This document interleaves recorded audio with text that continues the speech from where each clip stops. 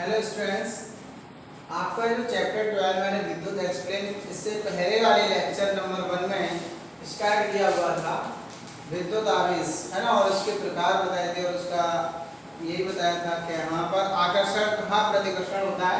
इसी तरीके से जब हम आगे बढ़ते हैं स्टूडेंट्स, तो आपका आवेश का क्वांटीकरण होता है। तो आवेश का क्वांटीकरण किसको कहा जाता है ना। तो आवेश का क्वांटीकरण एक्सप्लेन करने के लिए पॉइंट है आपका अब नंबर ऑफ इलेक्ट्रॉन्स, यानी इलेक्ट्रॉनों की जो संख्या होती है। अगर एक पदार्थ से दूसरे पदार्थ पर जो ट्रांसफर हो जाती है, इस क्रिया को हम क्या कहते हैं, आवेश का क्वांटीकरण कहते हैं स्टूडेंट्स। तो आप देखिए यहाँ पर मान लीजिए मैंने अभी जो डेफिनेशन दी है उस डेफिनेशन के अकॉर्डिंग इसकी आवेश का क्वांटीकरण क्या है कि क्वांटीकरण तो एक प्रक्रिया होती है। तो आप यहाँ लिखेंगे इन अ प्रोसेस, यानी कि किसी पदार्थ से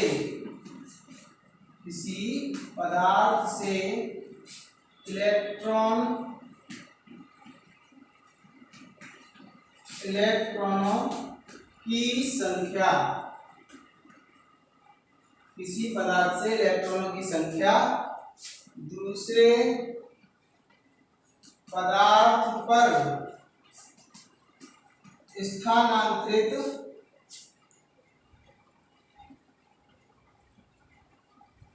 होती है। इस क्रिया को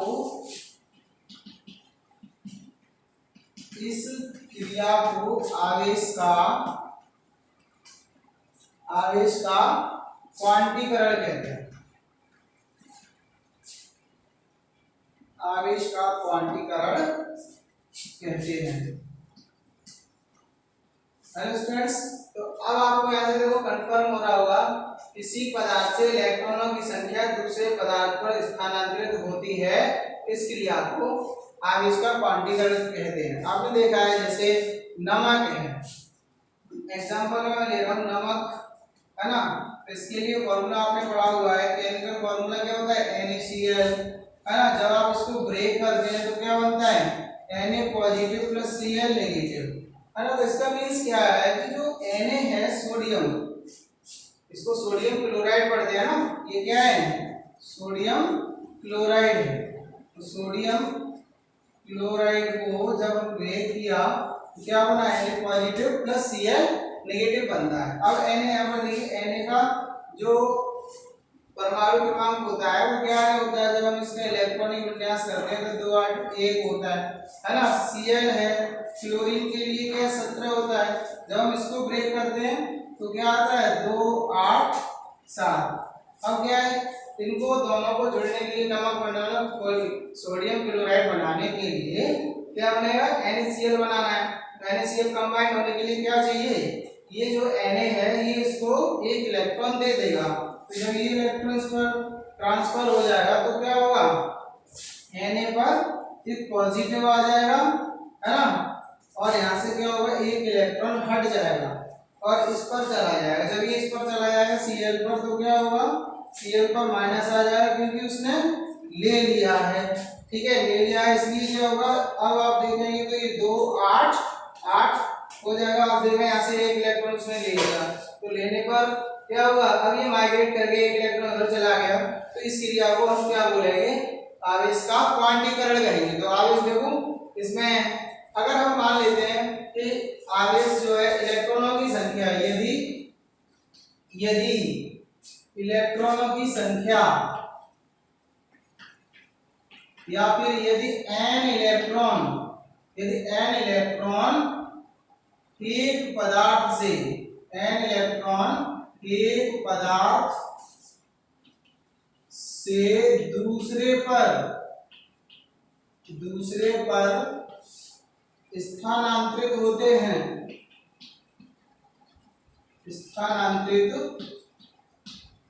हैं तब उन पर आवेश क्या होगा Q प्लस माइनस Ne है ना।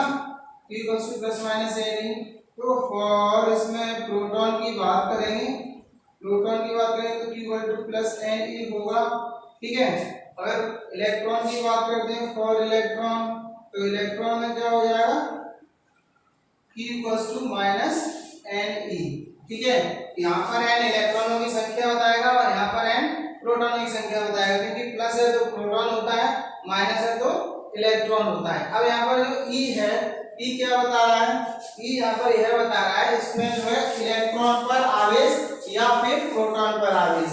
अगर E प्लस होता है, E प्लस, तो E प्लस का मतलब क्या है? इलेक्ट्रॉन सॉरी प्रोटॉन पर आवेश। यह प्रोटॉन पर आवेश बताएगा, कितना होता है? Plus 1.6 into 10 to the power minus 19 coulomb होता है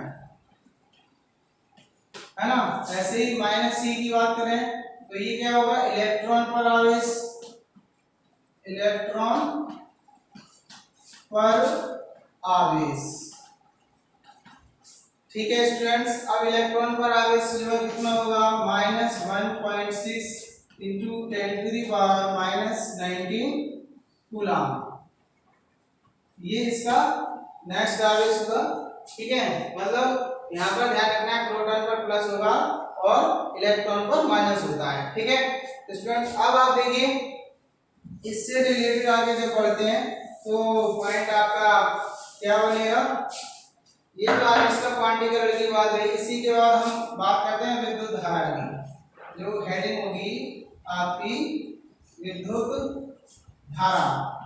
तो विद्युत धारा आई, इलेक्ट्रिसिटी, विद्युत धारा आई किसको कहा जाता है? विद्युत धारा किसको कहते हैं, यह हमें पता होना चाहिए। तो इसको डिफाइन करने के लिए एक आवेश की आवश्यकता होती है, और आवेश मैंने आपको पढ़ा दिया है पहले। तो हम इसको डिफाइन करेंगे। तो इसको डिफाइन करने के लिए क्या है? विद्युत धारा को आपने देखा है, जो इलेक्ट्रॉन होते हैं किसी तार में तो चलते हैं इस तरीके से, आगे बढ़ते हैं, तो इसके कारण क्या विद्युत धारा उत्पन्न होती है। जब ये, क्योंकि ये क्या होता है? Q equals to n t, electron को शो करता है। अभी बताया मैंने आपको, E क्या है? इलेक्ट्रॉन को बता रहा है। तो इलेक्ट्रॉन यहाँ से चलेगा, तो इलेक्ट्रॉन की चलने की वजह से क्या होता है? विद्युत धारा उत्पन्न होती है। और ये n इलेक्ट्रॉनों की संख्या है, तो आप यहाँ देख रहे हैं E है, ये तो संख्या है, तो इसका मतलब क्या होगा? Q आवेश कह रहे हो तो आप E आवेश ही तो होगा, E आवेश हुआ तो Q आवेश हुआ। इसलिए इसमें हम बात करते हैं आवेश की। तो किसी चालक में प्रवाहित धारा होती है तो हम उसको कैसे परिभाषित करेंगे? किसी आवेश को प्रवाह, उसकी जो प्रवाह होगी, उसकी दर होगी, वो क्या होगी? प्रवाह होने की दर। किसी चालक में आवेश की प्रवाह की दर को विद्युत धारा कहते हैं। ठीक है, यानी आवेश प्रवाह की दर विद्युत धारा कहलाती है, विद्युत धारा कहलाती है। तो आप इसमें पता कर रहे हैं कि विद्युत धारा क्या है, और विद्युत धारा को हम किससे डिनोट करते हैं? आई से। इसको विद्युत धारा को आई से व्यक्त करते हैं। अब हम इसको जो है फॉर्मूला इस बेस पर क्या बनेगा? यदि किसी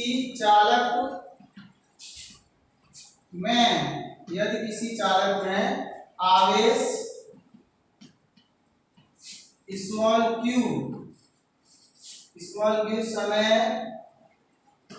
समय स्मॉल t में प्रवाहित होता है, तब विद्युत धारा, तब आप यहाँ पर लिखेंगे जब विद्युत धारा होगी वो कितनी होगी बेटा? तब विद्युत धारा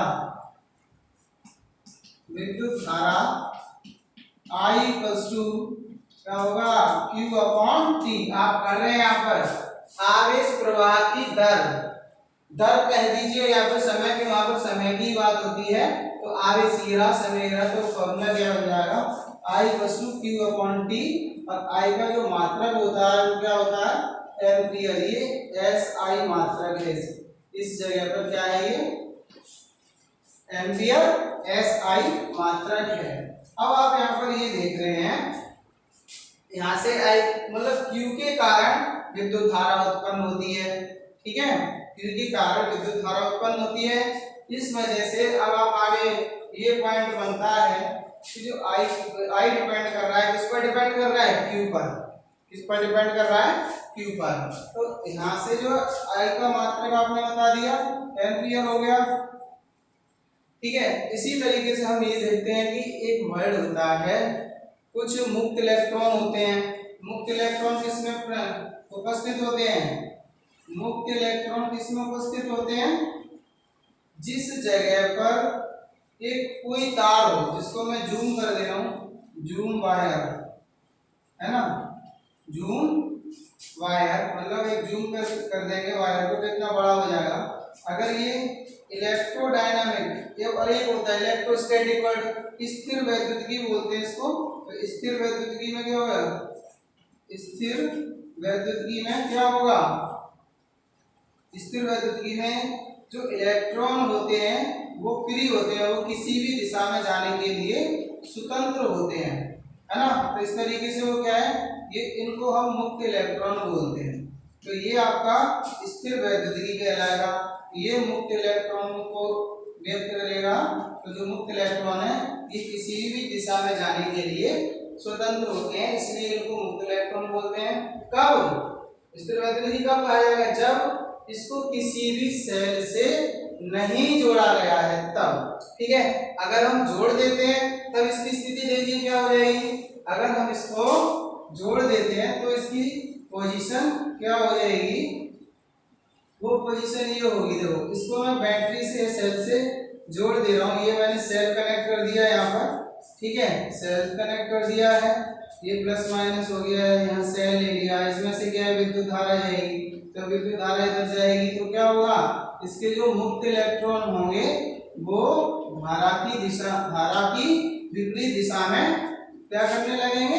गति करने लगेंगे। अब आप देखिए यहाँ पर किसी भी दिशा में जा रहे हैं, लेकिन इनकी दिशा सबकी इधर हो गई, धारा की विपरीत दिशा। धारा की दिशा इधर है तो इलेक्ट्रॉन की दिशा इधर है ना। तो ये मुक्त इलेक्ट्रॉनों की जो दिशा थी, ये इलेक्ट्रॉन्स हो गए। तो ये जो इलेक्ट्रॉन है वो उनकी दिशा होगी पर्टिकुलर हो जाएगी, पर्टिकुलर फिक्स हो जाएगी, है ना, एक ही दिशा में जाने लगेंगे। तो ये आपका किसमें आएगा? ये स्थिर वैद्युतिकी है। तो ये कौन सा वैद्युतिकी है? कौन सा वैद्युतिकी है? गतिक वैद्युतिकी। कौन सा? गतिक वैद्युतिकी। तो इसको गतिक वैद्युतिकी में रखा गया है। तो इसको हम इंग्लिश वर्ड होता है ये इलेक्ट्रोस्टैटिक, और ये आपका इलेक्ट्रोडायनामिक।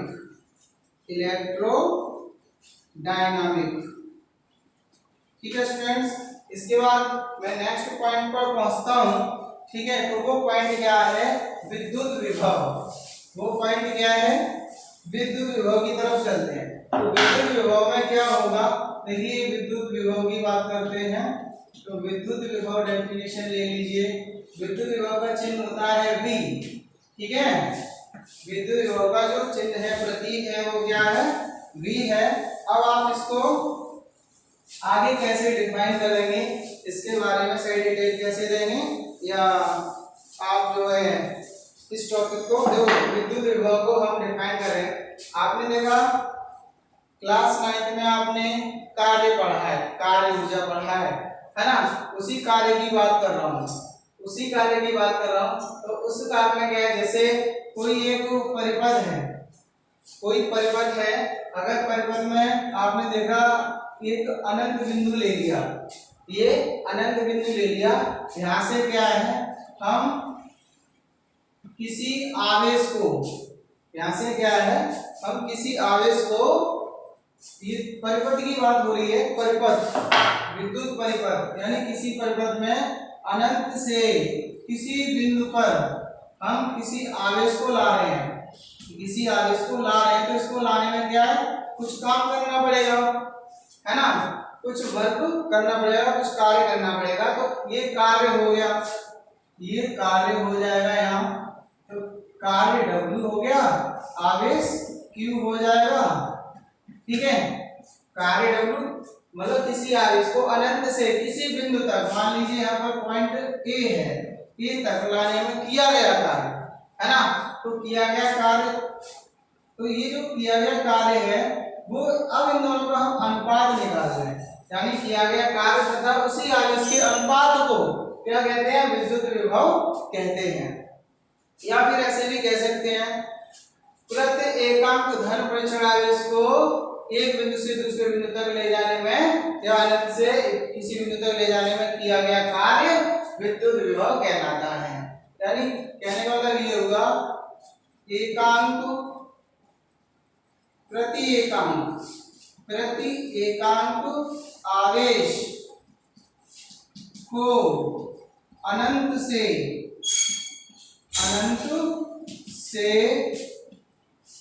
विद्युत परिपथ में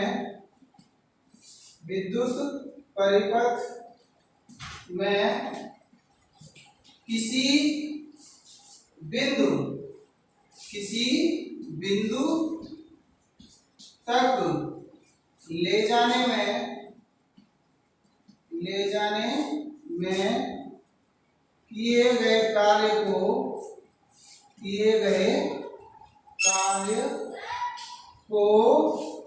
विद्युत विभव कहते हैं।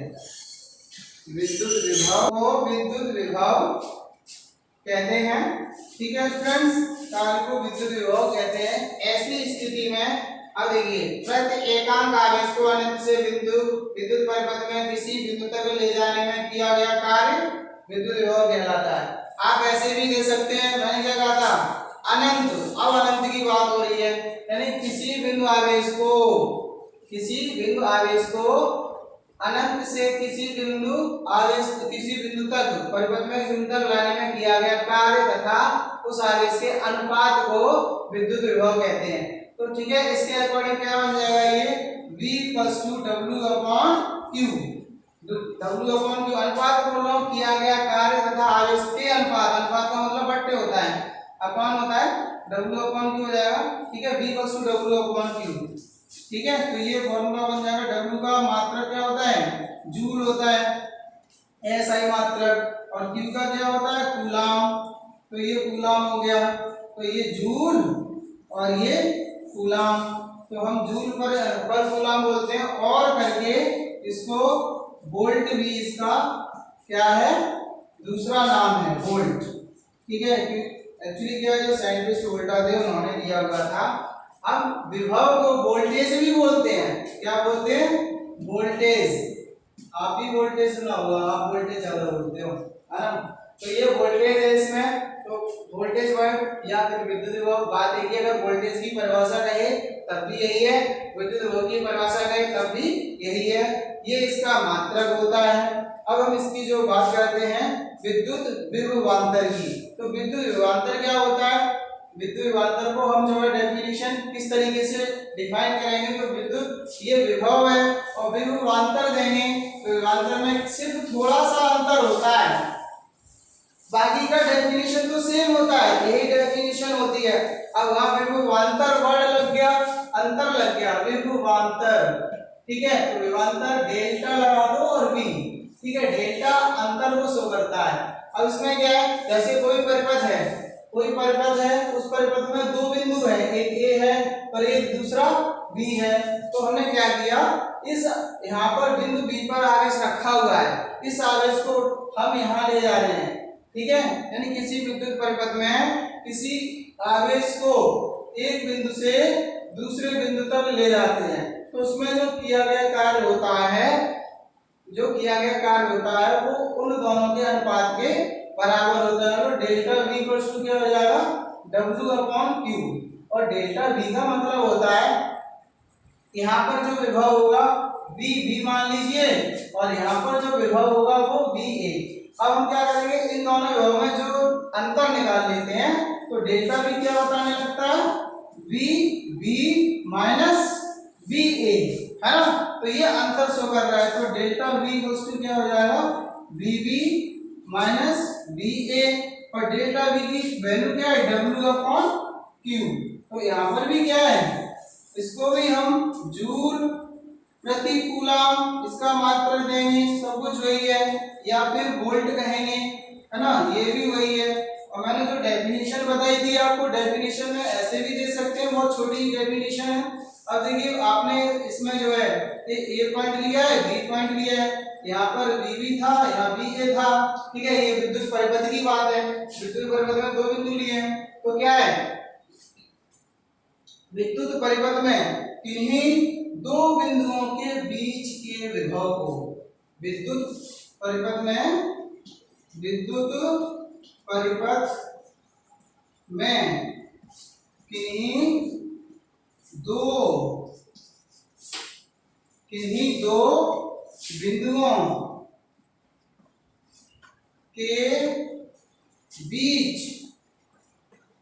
के विभव को